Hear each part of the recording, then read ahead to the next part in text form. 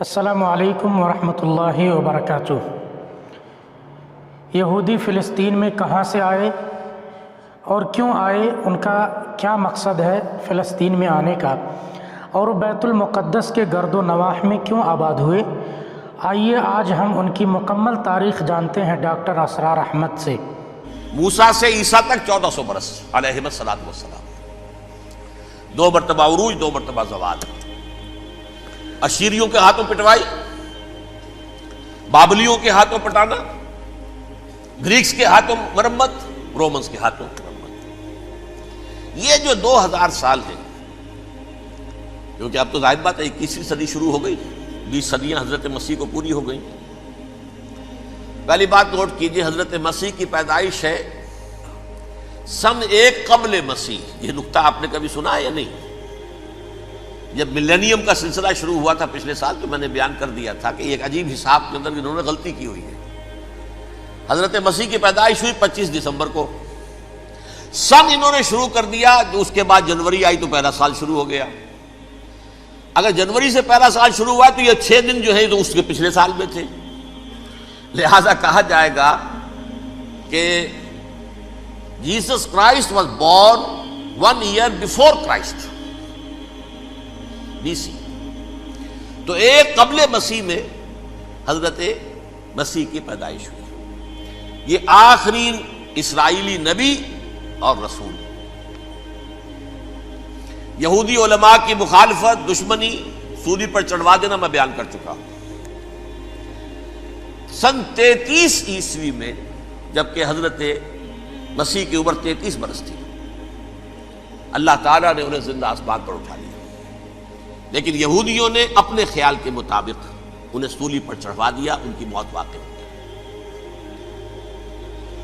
اگرچہ اس کے بعد یہ اختلاف ہے ان میں، یہودی کہتے ہیں وہ سولی پر چڑھ گیا، ختم ہوا، مر گیا۔ عیسائی کہتے ہیں نہیں، انتقال ہوا ہے مسیح کا صلیب پر، لیکن پھر وہ دوبارہ زندہ ہو گئے ہیں۔ ان کی لاش ایک غار میں رکھ دی گئی تھی، وہاں ریزریکشن ہو گیا، ان کا باعث بعد الموت وہی ہو گیا، اور پھر انہیں اللہ نے زندہ آسمان پر اٹھا دیا۔ تو ہمارے اور عیسائیوں کے درمیان نوٹ کر لیجئے، یہ چیز مشترک ہے کہ حضرت مسیح آسمان پر زندہ اٹھائے گئے۔ فرق کیا ہے؟ وہ سمجھتے ہیں کہ سولی دیے گئے، سولی پر مرے، پھر زندہ ہوئے، پھر گئے۔ ہم سمجھتے ہیں کہ نہیں، وما صلبوہ وما قتلوہ، انہوں نے نہ صلیب دے سکے انہیں اور نہ انہیں قتل کر سکے، بل رفعہ اللہ الیہ، اللہ نے اٹھا لیا۔ پھر ہمارا اور یہ اس کا عیسائیوں کا ایک اور اتفاق ہے، سیکنڈ کمنگ آف جیسس، حضرت مسیح دوبارہ آئیں گے۔ یہ عیسائیوں کا بھی عقیدہ ہے اور ہمارا بھی۔ بہرحال تو جیسا کہ میں نے عرض کیا کہ اس وقت یہ عذاب استیصال، عذاب اکبر کے مستحق ہو چکے تھے، لیکن اللہ نے ان کی مدت دراز کی ہے، لیکن ان پر دنیاوی عذاب کا ایک کوڑا جو ہے اللہ تعالیٰ کی طرف سے اسی وقت برسا۔ دنیاوی عذاب دنیا میں رہتے ہوئے ختم نہیں کیا۔ 37 برس بعد، حضرت مسیح کے رفع سماوی کے 37 برس بعد، سن 70 میں یہودیوں نے بغاوت کی رومیوں کے خلاف۔ رومی ٹائٹس جنرل تھا ایک، اس نے پھر جو حملہ کیا ہے، 1,33,000 یہودی ایک دن میں قتل کیا یروشلم میں، اور ہیکل سلیمانی گرا دیا۔ وہ ہیکل پہلے بھی گرا تھا، پہلے 1400 سال کے دوران میں بھی نبوکڈنیزر نے گرایا تھا، لیکن پھر اس کے 150 سال بعد انہوں نے دوبارہ بنا لیا تھا، اس لیے وہ اسے سیکنڈ ٹیمپل کہتے ہیں۔ پہلا ٹیمپل جو حضرت سلیمان نے بنایا تھا، نبوکڈنیزر نے گرا دیا 587 قبل مسیح میں، پھر دوبارہ انہوں نے 150 سال کے بعد بنا لیا۔ وہ اس تاریخ کا حصہ ہے، میں نے جس کے بارے میں آپ کو تفصیل نہیں بتائی۔ اس میں یہ ہوا سن 70 میں وہ گرا دیا گیا، وہ آج تک گرا پڑا ہوا ہے۔ نمبر 2، یہ کہہ دیا گیا کہ یہودیوں اس ارض فلسطین سے نکل جاؤ، تم یہاں نہیں رہ سکتے اب۔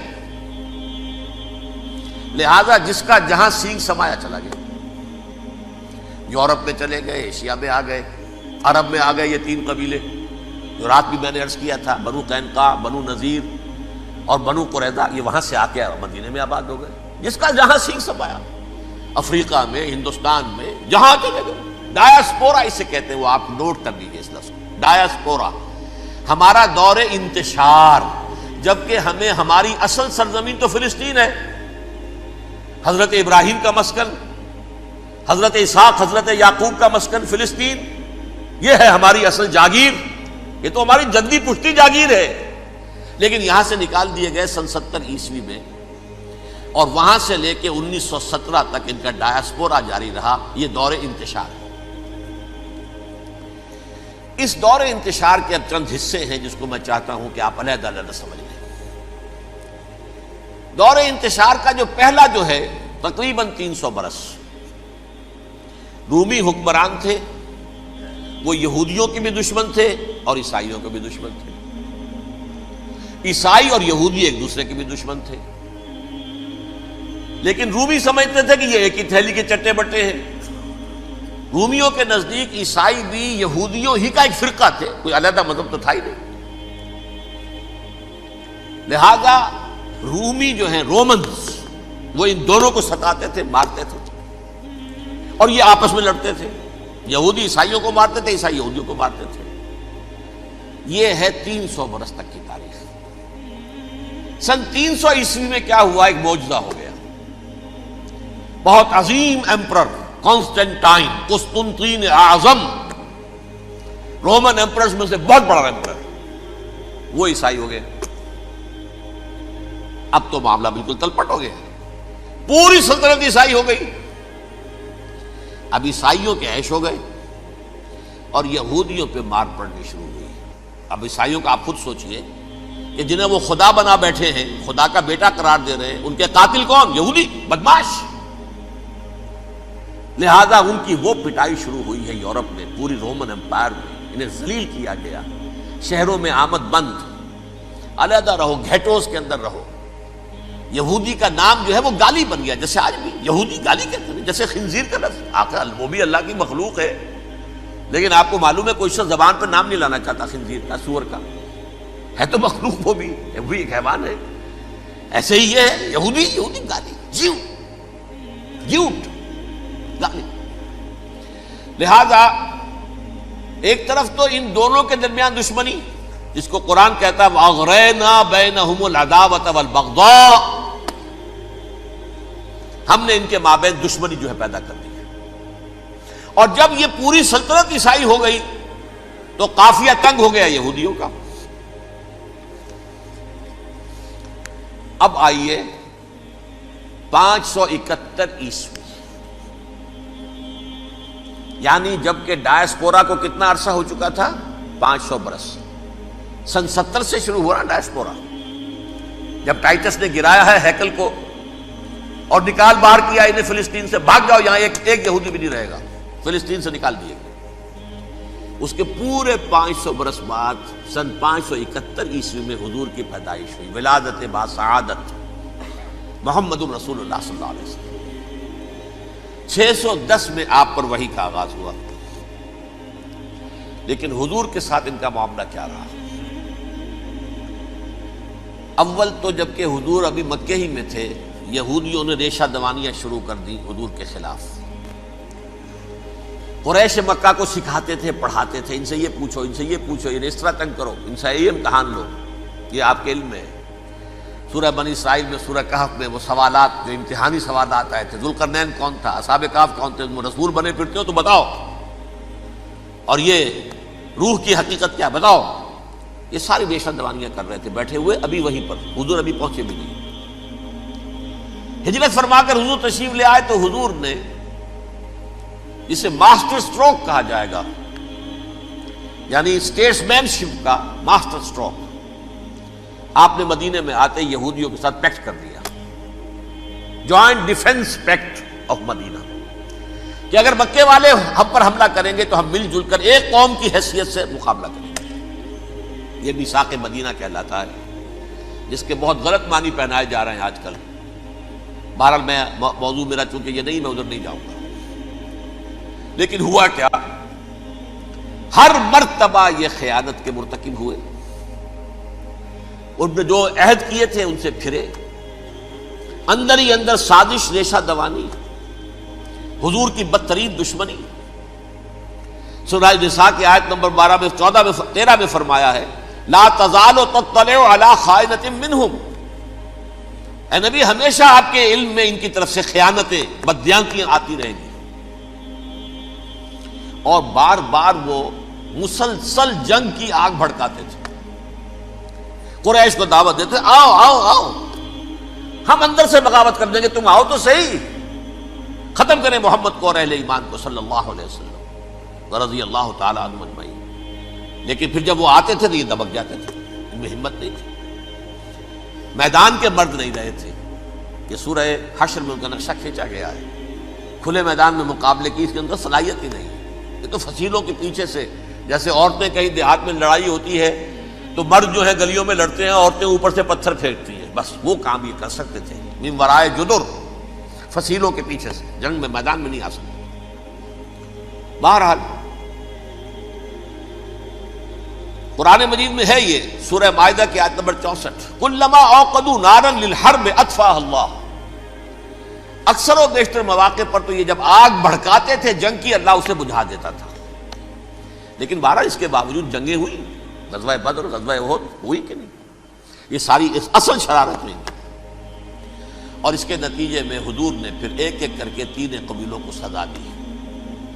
غزوہ بدر کے فوراً بعد بنو قینقاع نکالے گئے مدینے سے، غزوہ احد کے فوراً بعد بنو نذیر نکالے گئے، اور غزوہ احزاب کے بعد بنو قریظہ نکال دیے گئے. یہ تو میں نے آپ کے سامنے رکھ دیا صرف حضور کے زمانے میں ان کا کیا رویہ رہا. دشمن رات بھی ہم نے وہ آیت پڑھی تھی لَتَجِدَنَّ أَشَدَّ النَّاسِ عَدَاوَةً لِلَّذِينَ آمَنُوا الْيَهُودُ وَالَّذِينَ أَشْرَكُوا. اہل ایمان کی دشمنی میں شدید ترین تم پاؤ گے یہودیوں کو اور مشرکین. مشرکین بھی بعد میں ہے، پہلے یہودی. حضور کے بعد کیا ہوا اب یہ نوٹ کیجئے، یہ ان کی تاریخ کا دوسرا دور. حضرت عمر رضی اللہ تعالیٰ عنہ کا عہد خلافت ہے. بیت المقدس کا محاصرہ کیا گیا، فصیل بڑی اونچی، شہر اندر سے سیلف سفیشینٹ، حملے کا راستہ کوئی نہیں. محاصرہ طول کھینچ رہا ہے لیکن ان کے پاس رسد بھی موجود ہے، پانی بھی موجود ہے، وہ دروازے بند کر کے بیٹھے ہوئے. بالآخر اللہ تعالیٰ کی مشیت کا ظہور کیسے ہوا؟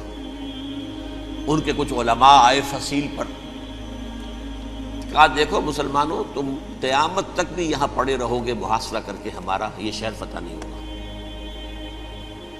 ہاں ایک درویش بادشاہ کے ہاتھوں یہ شہر فتح ہونا ہے، لیکن تمہارے اندر ہمیں وہ نظر نہیں آ رہا. ابو عبیدہ بن الجراح رضی اللہ تعالی عنہ امین هذه الامہ، ان کا فوراً ذہن گیا وہ درویش بادشاہ مدینے میں بیٹھا ہوا ہے عمر رضی اللہ تعالی. اب ایک اور عمر بھی ہے جو قندھار میں بیٹھا ہے. نقشہ وہی ہے، سادگی کی حد تک نقشہ وہی ہے، بالکل وہی، اپنی آنکھوں سے دیکھا ہے وہی سادگی.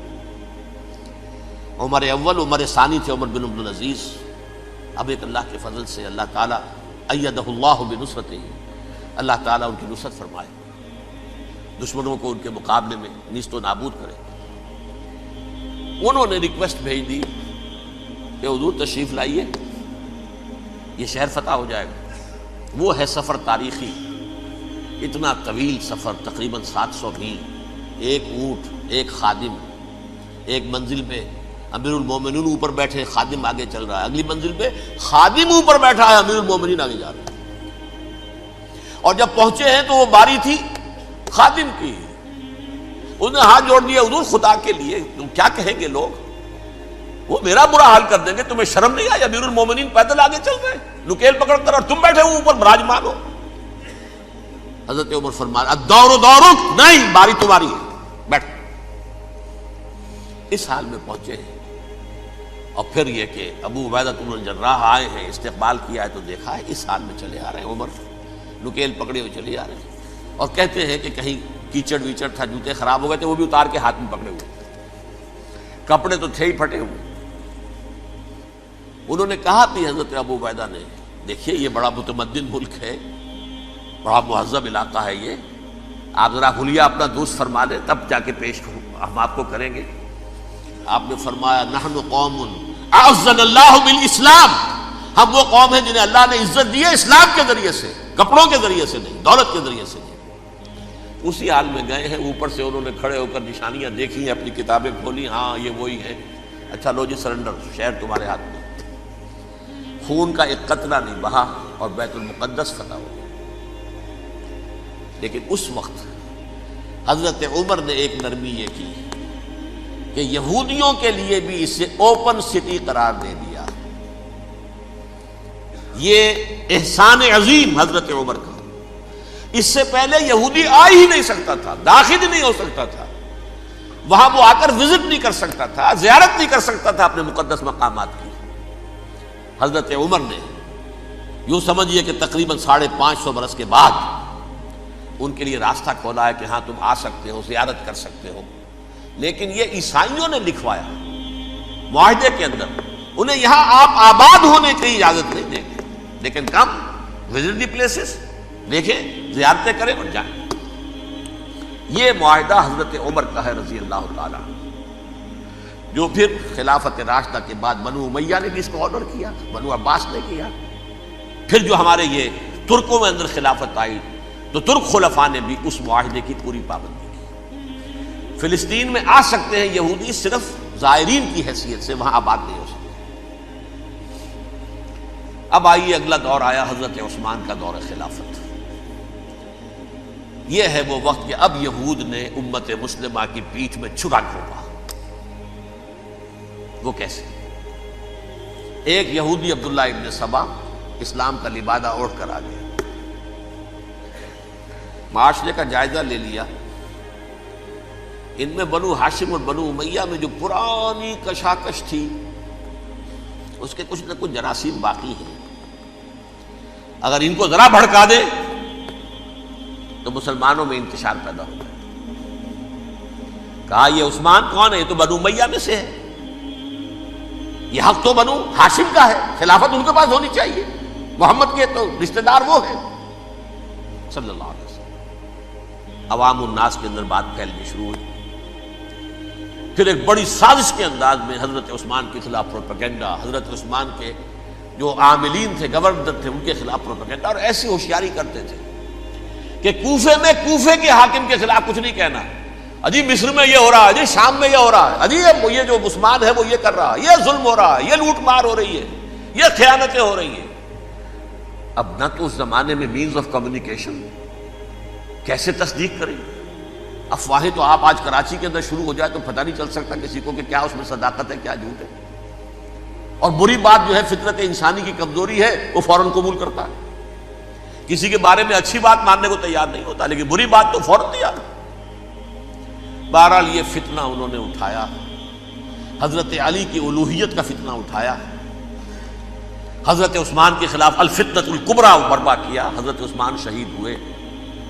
اس کے بعد 5 برس تک مسلمان ایک دوسرے کی گردنیں کاٹتے رہے، باہمی خانہ جنگی ہوئی، امت کو وہ زخم لگایا ہے جو آج تک جس سے خون رس رہا ہے۔ یہ شیعان عثمان اور شیعان علی تھے جو بعد میں پھر سنی اور شیعہ ہو، اور آج تک فتنہ کس نے جگایا؟ ایک عبداللہ ابن سبا یہودی اور اس کے کارندے، شیطان کا ایجنٹ، اور انسانوں میں سے بھی اس کے جو بھی حواریین تھے اور شیطانوں کے اندر سے بھی تھے، انہوں نے بھی اس آگ کو بھڑکایا۔ یہ آپ سوچ لیجئے کہ یہ کس نے وہ زخم لگایا؟ یہودی۔ اگلا دور آیا، خلافت راشدہ ختم ہوئی، بنو امیہ کا بھی دور کافی گزر گیا۔ طارق ابن زیاد 712 عیسوی میں حملہ کرتے ہیں اسپین پر۔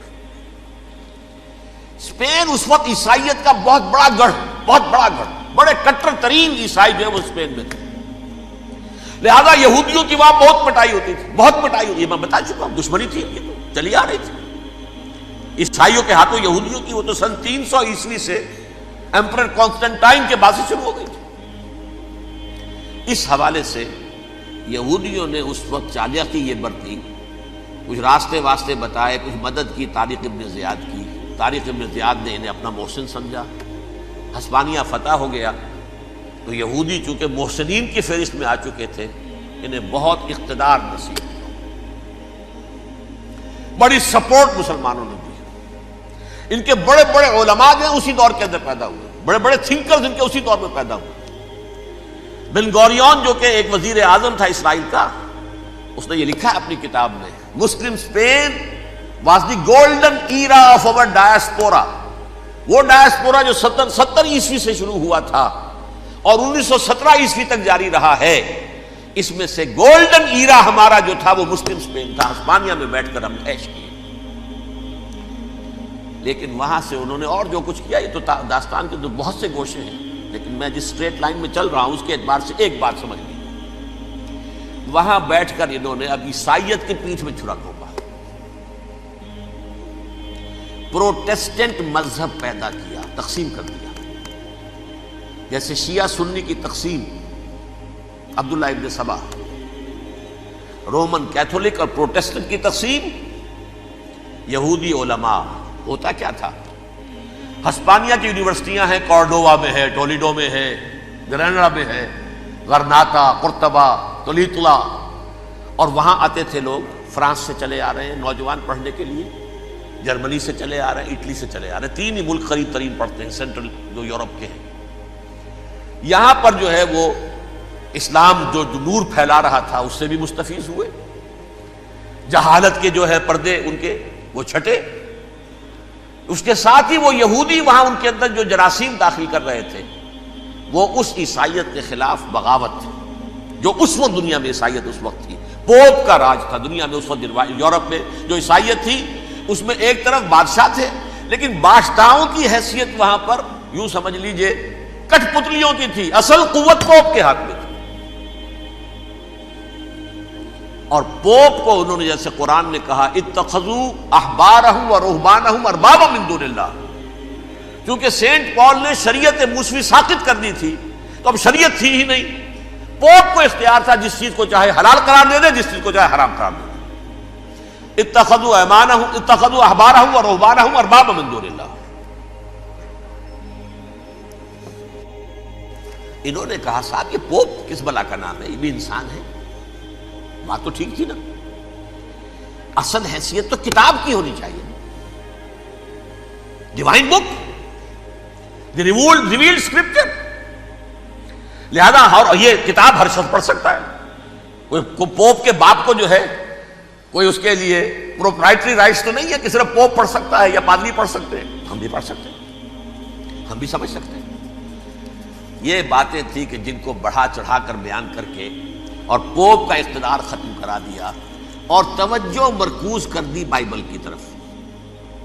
اب بائبل میں بڑا حصہ تو اولڈ ٹیسٹامنٹ کا ہے، نتیجہ کیا ہوا، یہود کی عظمت پروٹیسٹنٹس کے نزدیک مسلم ہو گئی۔ اصل قوم تو یہ ہے، وہ دشمنی بدلی کہ نہیں بدلی، موسیٰ کے امتی یہ ہے، تورات موسیٰ کو دی گئی، ابراہیم کی نسل یہ ہے، لہذا وہ جو دشمنی تھی، جو عداوت تھی کہ ہمارے خدا کو سولی چڑھانے والے ہیں یہ بدماش، اس کا ازالہ ہوا اس پروٹیسٹنٹ مذہب کے نتیجے میں۔ یہ میں اب آپ کو بتاتا ہوں کہ ایک نتیجہ وہ نکلا ہے جسے برٹرنڈ رسل نے بیان کیا ہے، اس کی کتاب ہے ان پریز آف آئیڈلنس، صفحہ 108۔ وہ لکھتا ہے the Christians retaining the Judaic belief in special revelation added to it the Roman desire for worldwide domination and the Greek taste for metaphysical subtleties. The combination produced the most fiercely persecuting religion that the world has yet known. یہ 3 چیزیں آ کر عیسائیت میں مل گئی۔ ایک تو جب یہ اولڈ ٹیسٹمنٹ جو ہے وہ ان کے ہاتھ میں آ گئی، اور اس کے میں کچھ آپ کو بتا دیتا ہوں کہ اولڈ ٹیسٹمنٹ کی تعلیمات، کیونکہ یہ اولڈ ٹیسٹمنٹ جو ہے یہ محرف تھی، اصل تورات تو گم ہو گئی تھی 587 قبل مسیح میں، جب پہلی مرتبہ ہیکل جو ہے تباہ ہوا ہے اس وقت ختم ہو گئی تھی۔ اس کے کوئی 150 سال کے بعد انہوں نے یادداشتوں سے مرتب کر کے لکھی ہے، اب اس میں ان کے اپنے خیالات، اپنے امانی، اپنی توجیحات وہ شامل ہو گئی۔ لہذا آپ ذرا میں آپ کو حوالے دیتا ہوں، اس کتاب کے اندر مظالم کی جو تعلیم دی گئی ہے، اہل کتاب نے اپنے مظالم قتل عام کے جواز کے لیے تورات میں تبدیلیاں کی اور پیغمبروں پر دہشت ناکی اور بدترین حرام کاری کے الزامات لگائے. سنیے، پہلا حوالہ ہے یہ گنتی باب 31 آیات 17-18.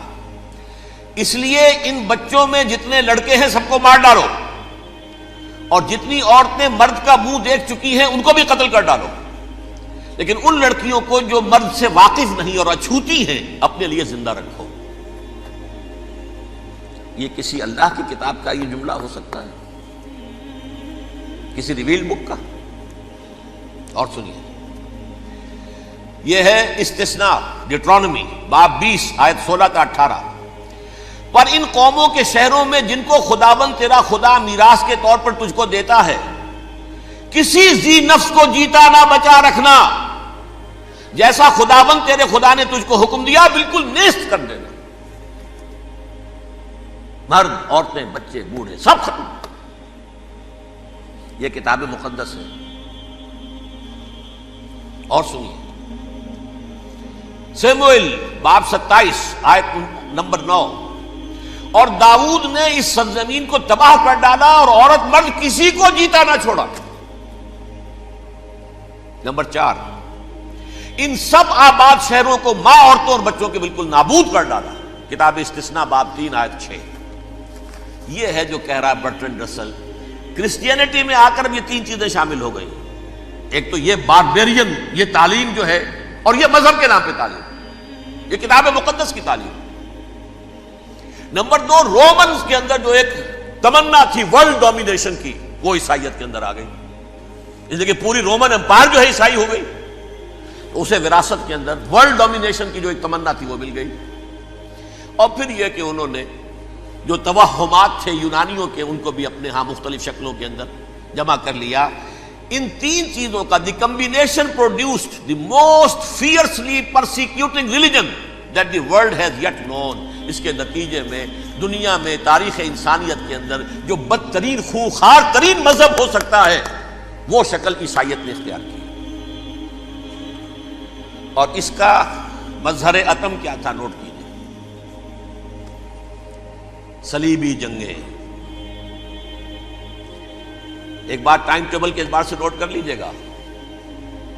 فرسٹ ملینیم ختم ہوا، سیکنڈ شروع ہوا. ان کے 1000 سال ختم ہوئے تو 11ویں صدی میں سیکنڈ ملینیم شروع ہوا، تو پہلی صلیبی جنگیں ہوئی. لاکھوں مسلمان قتل کیے.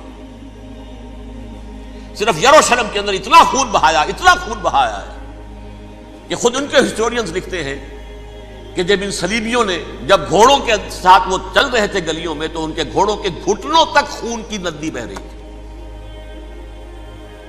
جہاں سے گزرے ختم کرتے چلے گئے، آبادیاں کی آبادیاں ختم کر دی. اگرچہ اس کروسیڈ میں گیہوں کے ساتھ گھن بھی پیسا، یہودی بھی بہت مارے گئے. یہ فرانس سے، جرمنی سے جب یہ کروسیڈرز آ رہے تھے، 3000 میل کا سفر طے کر کے آئے تھے. سوچئے تو صحیح. اربن ثانی پوپ جو تھا، آگ لگا دی تھی اس نے پورے یورپ کے اندر. شرم سے ڈوب مرو، تمہارے مقدس علاقے مسلمانوں کے ہاتھ میں. انفیڈلز، یہ کافر، یہ مرتد، یہ ملحد. مسیح جہاں پیدا ہوا، مسیح کو جہاں سولی دی گئی، وہ کہاں ہے؟ ان کے ہاتھ میں. وہ آگ لگائی ہے، 3000 میل کا فاصلہ طے کر کے یہ قومیں آئی ہیں، اور جو تباہی مچائی ہے. تاریخ انسانی میں ایسی بربریت کی کوئی مثال. اور یہ ان کے اپنے ہسٹورینز لکھتے ہیں. شرم کے مارے ایسے محسوس ہوتا ہے جیسے ان کی گردنیں جھکی.